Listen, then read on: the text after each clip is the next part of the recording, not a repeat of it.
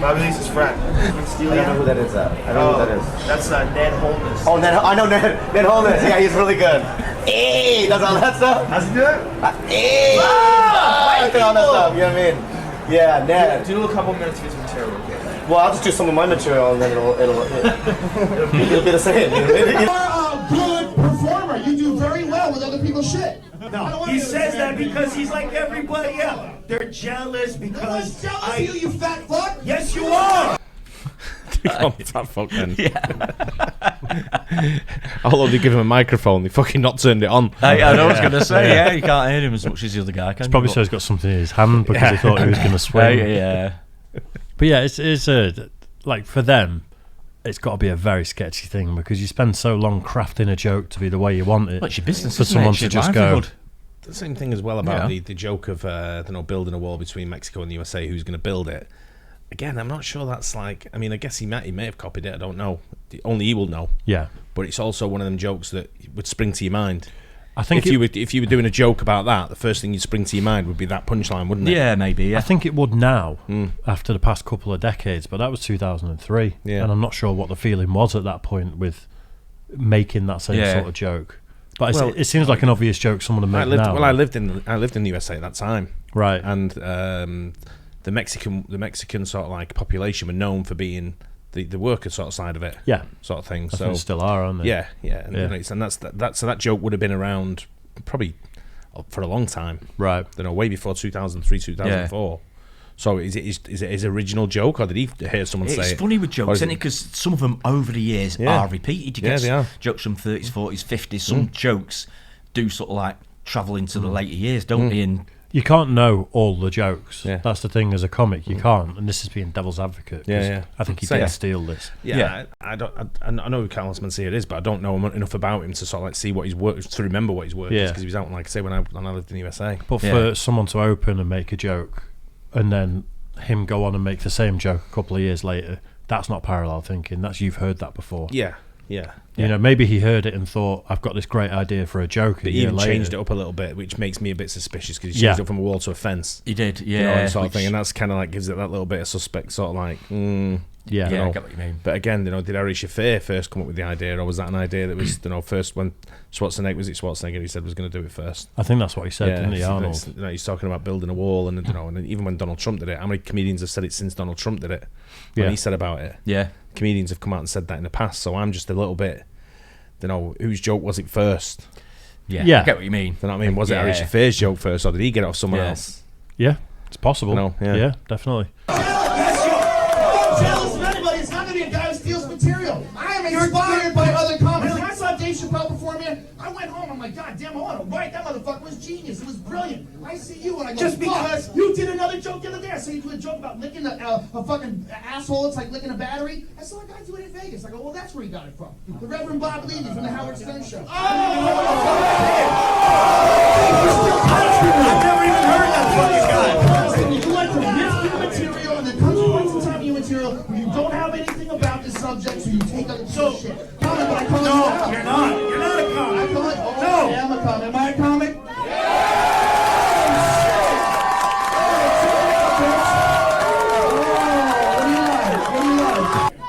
You guys don't know me. Mexican. Why don't you tell the truth about you being half German? Does anybody know? You know his name? You know his real name is Ned Holness? Is that my real name? Carlos Mencia. That's a fake name. I don't think that you saw me do those jokes and said, I'm going to tell those jokes too. I don't think there's a world where you're that stupid or that bad a guy. I think you saw me do them. I know you saw me do them, and I think they just went in your brain. And I don't think you meant to do it, but I don't think you stopped yourself either. And that's why I never felt the need to help you not be hated by a lot of people. Do you think that all jokes... Is that Carlos Mencia he was talking to? No. I'm not sure. It seemed a bit strange, that one. I don't get the context without... No. If that wasn't Carlos Mencia. I think he's sort of like showing that he's having a word with him about stealing jokes. I think it's just a little bit of filler. Ah, right. In my opinion, because it looks like it's off the CK show, that. Yeah, it did, didn't it? It looked sitcom-y rather than, you know... Jokes in some way are a copy of something that someone said before? No. You don't? I don't. No, I don't. What do you think about this current thing that they said that you've taken from other people's jokes? I would never take anyone's joke. You have a gorilla mask? Gorilla mask? That's you come in her face, right, and then take some pubic hair and throw it at her.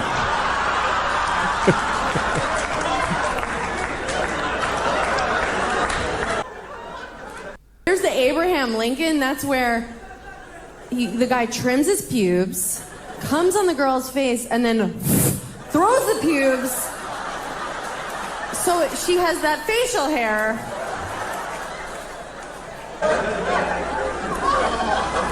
You have a poltergeister? Poltergeist is good. Well, you need your friend though, right? Like you're fucking him from behind, and then you sneak out, and he takes your place, and then you walk outside and wave at her through the window. I've seen him do that. Yeah. And then you go, I'm here. I actually don't think there's anyone funnier than Patrice O'Neill. It's so funny. When I see him do this now, and I forget how funny he was. Exactly. Yeah. Absolutely top comic. Yeah, he would be top of the top by now, Yeah. for sure. Yeah. I think that I've heard Bill Burr talk about him a bit and say that he was very self-sabotaging, though. You know, when it came to like hustling and playing the game a little bit and stuff, it was like, it wasn't that guy. He'd just tell you exactly what he thought of you, regardless of who you were. One of those, it's 100% natural comic as well. You can see him on a chat show or anything, and the guy is just funny all the time. Some guys, I think they have to write stuff to be funny. Yeah. But this guy is just genuinely, I always think naturally funny. One of the funniest things I've ever seen when a comedian comes out, when comedians come out and they sort of like, they do the little bit when they come out. One of the funniest entrances I've ever seen was Patrice O'Neill when he was doing it to the deaf. And they had the, God, yeah. And they had the sign language girl. Yeah, and he went, and he walked time and went, hold that. One of the funniest things I've seen. I forgot about that. That was just genius. Yeah. If that video was better recorded, because it was kind of like on an old camcorder, and it was pretty shitty quality. If that was properly like recorded to today's standards, I think that would be such an iconic. Everyone would be aware of it. Yeah. I mean, it was popular anyway. It had loads of views, the one that we did, but it'd be the pinnacle. But Patrice for me, when I look back now and I think, when people talk about the best comic, Patrice has to be probably number one. Yeah, he's definitely right there. He's definitely up there. Yeah, he's jockeying for that position if he's not number one. Yeah, for sure. The worst one I've ever heard is the Houdini, which is where the guy's having sex with the girl from behind. Then unbeknownst to her, his friend subs in for him. Guy number one runs outside, knocks on the window, waves to the girl. Let's go for the Google alert. Why do you hate Dennis Leary? You guys ever fight? What? You ever have an argument? No, it's just funny because last time I saw him, we had a nice conversation. I'm always nice to him in public. Stole a bit from me years ago. Oh, did he? Yeah, that's all. That's a biggie, though, Louis. What bit? Because I used to listen to the early Dennis Leary stuff, and I thought he was a genius. And now I have to think you're the genius. Well, what bit was it? Oh, geez. Was it off his first album? I don't know. I never heard his album. We can't let Louis off the hook here. Let me tell you what happened. I'll tell you. I have to tell you everything for it to be fair. Because when I was a young fella starting in Boston, I guess I was like 19 or 20, 19, and I was doing my signature bit. The bit I closed with was a bit about if you were an asshole and you knew it, and how cool it would be to just say, I'm an asshole, and just let yourself have that life, that your life would be better. Anyway, so one night, doing a show at a place called Play It Against Sam's in Boston, and Dennis is the host of the show. He was a huge star in Boston at the time, and on the comedy circuit, and he went on after me. He was always nice to me, by the way. Put me on the shows when I wasn't on them. Should be. Gave me guest spots. And then that night, he went on after me, after I'd done the asshole bit, and went, that's really funny, and remarked on it and expounded on it, I'll do this because I'm an asshole, and I'll do that because I'm an asshole. He just started. He actually started riffing on my bit, but acknowledging that he just watched me do it. Which is, I think, is okay. And then I don't know, a month later or something, I'm downstairs at Sam's. I just walk in, and he's just doing the bit. He just started doing it. And I was young and just started out, and I was like, well, he's huge. Wow, I'm flattered. What do I do? Well, and I remember thinking to myself, well, that's weird that he would steal. It's too bad that he has to. I'm tired of the bit myself. I felt like I'd outgrown it, and so I just thought, I think I just let it go, and I did. So how are you feeling? Wow. Do you know, I have a take on this of when comedians use certain material, like it takes a lot of effort to come up with something funny and do a bit. Yeah, it's one of the, we've said it before, it's one of the hardest professions probably to sort of like get right. Yeah, if you get it right and you do it consistently, you become one of the best very quickly. Yeah, and you know we've seen that happen with some of the comedians that come through. You know, like you say, I know not very quickly, but Bill Burr's been at the top for a while. Yeah, Patrice O'Neill's at the top. Dave Chappelle. You know, people like this. Just to name a few. Bernie Mac. It's high stakes as well, isn't it? Very high stakes. You release one shit special and it's like it does straight back down. But if you see sort of like someone, if you're on the street, say for example, and you see someone copy your joke as a comedian, to me that's like a let's say I'm walking down the street and you're walking on the other side, right? And you shout across to me something that Bill Burr had said that makes me laugh, that's funny. Yeah, that's like paying respect. Homage to the comedian. Yeah. You're copying what he's saying. You're not stealing his joke. You're saying something that Bill Burr says that's funny. Yeah, right. And that's paying homage to him. If you're sat in a comedy club, and I'm sat there, and someone comes on and starts just doing a Bill Burr bit, you're thinking, hang on a minute. Yeah, you paid money for this. This is a rip-off, man. Yeah, as if it's your own as well. So there is like a margin. So it's not fine, but there's a margin between paying homage to somebody. And I think Dennis Leary there, what he's saying, he sort of like copied it when he was there. And he was riffing on the joke on the night, which is okay, which is fine. Like he was continuing it. It's like he was ad-libbing on it, wasn't it? He's ad-libbing it. He's continuing the joke. The crowd might have been buzzing off it, and he sort of seen it and thought, I'll carry that on a little bit. So I get the crowd going, keep them going for the next act or whatever he was, because he was the host. He said, didn't he? Yeah. And then, but if you go in again, he's doing your bit, you're like, hell, mate. Yeah. You're doing my bit now. Yeah, exactly. And that's wrong. Yeah, absolutely. Yeah. He's paying homage first, but then the second time he's wrong. It's difficult in comedy, unlike music, which is sort of similar in a way. People do cover versions, that's fine, but then the band will get the royalties that came up with a tune. But if someone was doing it as their own again, it's I remember when talking about music. I remember when was it Vanilla Ice did Ice Ice Baby? Yeah, and he took it from Queen's Under Pressure. That's right. But he said he didn't, and he said it can't be because Queen's Under Pressure goes ding ding ding da ding ding, and mine goes ding ding ding da ding ding, and I was like, hey, am I missing something here? I'm like. Yeah. It's exactly the same. Yeah. You know, in a music form that is known for sampling songs to make beats. Yeah, exactly. Yeah. But it was kind of like that's what I'm saying. It's Dennis Leary there. I thought started off doing well because he was paying homage to him. Yeah. But then quickly went into a rip and like to a hack. Yeah, absolutely. Yeah. And Dennis Leary's great. I love Dennis Leary. Yeah, he's a great comedian. I saw a comic in at the Frog and Bucket in Manchester. Me and Ash went. He's called Mick Ferry. He's like a local Manchester comic. Funny guy. And we were watching him, and I turned to Ash and nudged her, and I was like, "This is too familiar. I've heard all this before." And she was like, "No, really? Have you seen him before?" Well, that was it. I'm like, I've reacted to loads of comedy now. This is nicked. And then she went, "Remember our second date when we came here? He was the headliner." I was going to say he's done that a few times. That's probably what it is. Yeah, and I was like, "Thank God." Yeah. Because he was really funny, and I'm like, "Thank God he's not nicking jokes. He's just a local comic that." When they've got certain bits that work, you know, they're playing to different crowds all the time. Like a set list, I suppose. I was so relieved when I realised that. I've seen comedians like 10 years apart who still use the same jokes. Yeah, and it still works for them. Yeah, fair play. And I'm like, if you can get away 10 years doing the same shit, if you're making a living, absolutely, yeah. Thought I think I just let it go, and I did. So how are you feeling now with all the controversy that happened? A decade ago. I mean, what's going on now? 14 years ago now. 14 years ago, yeah. That's Carlos Manson. You see, dude, back in those days, well, first of all, you know what, dude? Everything, He said no words. No, I know, yeah. He said words, but they're just not in the right order. He's not answered the question, let's put it that way. The thing is, when you look at it from both sides, it's years ago. On a good day, when, when everyone's, and it hit me when I watched that episode of the Comedy Store. Yeah, the Showtime thing. Yeah, it hit me because you texted me. I realized, like, my absence from the internet in all those years allowed a narrative to be created that will never change, no matter what I do, no matter what I say, no matter how I come about it, no matter what my perspective is. It just is the way it is. Like, there's nothing I could do about it. So my biggest regret is back in those days, when all this stuff happened, was to fight it, not fight it, but to. Like, I've recorded all my shows since 1993. I don't have to fight anybody on anything. If somebody comes up to me and says, "Hey, you're doing my joke," I could easily go, "What joke is it? When did you tell it?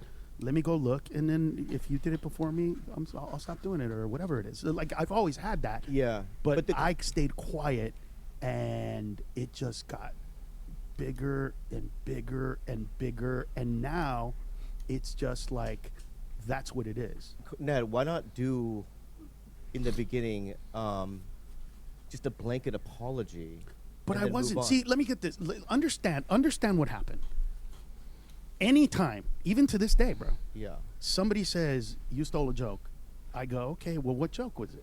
Why not just outwardly say I apologize, and then we could just move on from it rather than you constantly defending. But it's not that I'm defending. See, again, it's not that I'm defending. Who do I apologize to? Right. So really quick. Yeah. I'd say Ari Shaffir. The right with the joke, basically. Yeah. I'd want to know. You'd have to scour thousands and thousands of stand-up comedians whether that was Ari Shaffir's joke. Yeah, but if Ari's never heard it before, then that's where it becomes parallel thinking. But if he's never heard it before because you've never heard him hear it before, I think that's true. From, do you know what I mean? Yeah, I think it's down to, if someone else has done it before, it's down to that person to come forward and say, I did it. I think that's like a generic joke in my world. It's not the most creative joke out there, is it? It's not. It's low-hanging fruit joke, isn't it? Yeah. Like the Patrice O'Neill one. I mean, it's bang to rights one that you can just tell all the way through. That you can tell was definitely stolen. You can tell it was stolen. It's his joke, but that one I get. It could be a fairly sort of generic type of joke that if something's happening in the world, then I think a few comedians come up with the same sort of like the COVID ones. But you look at the Patrice O'Neill joke. That's Urban Dictionary, isn't it? It's pretty much, yeah. Yeah. So if I say to you, "Oh, the Angry Pirate," and you go, "What's the Angry Pirate?" and I go, "It's where," and I explain to you what it is, and you all laugh, and then someone goes, "Well, hang on a minute, that's not your joke."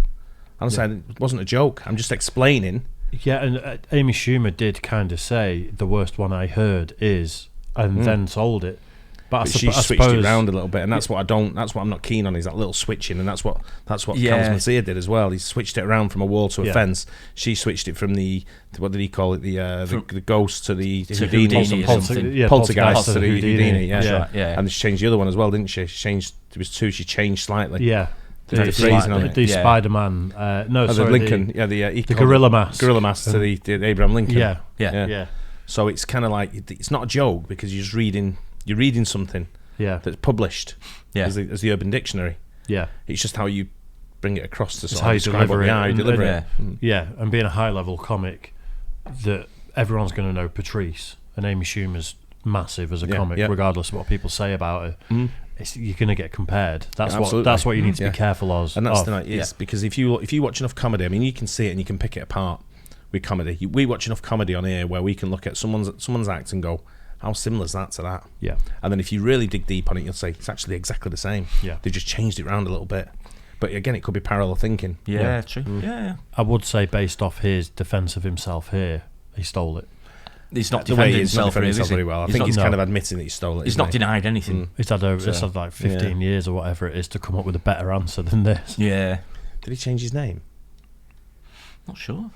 I don't know. Did he call him Ned before? No. We said Carlos the whole time. I thought he called him Ned. I actually think Rogan did say to him, "Your name isn't even Carlos Mencia." I think what's his name? Bobby Lee. I think he called him Ned before.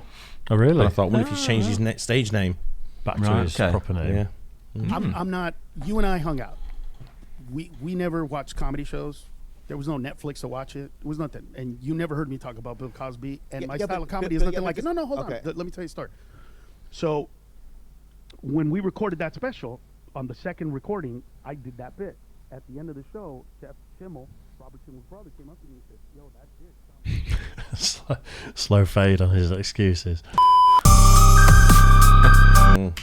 Jesus. Shout out to Robert Schimmel there as well, one of my other favourite comedians. Yeah. Very, very funny guy. Who's that? Robert Schimmel. Yeah. You saw him, didn't you? No. I thought you did. No. Watched him on his shows many times. Robert Schimmel. He played funniest show he ever did was in Kalamazoo, Michigan. Right. What his bit. It's very, very funny. I think we've pretty much covered everything we think about that during the video, though, haven't we? Yeah. I think so. Yeah. Yeah. Fine margins. Sometimes. I'd like to see more examples. That was like 3 examples over a whole 10-minute video or whatever it was. Yeah. I'd quite like to see more of it. I'm sure there's a lot of them, I bet. Yeah, I bet there is. Anyway, hope you guys enjoyed that. Don't forget to like and subscribe. We'll catch you on the next one. Cheers, guys.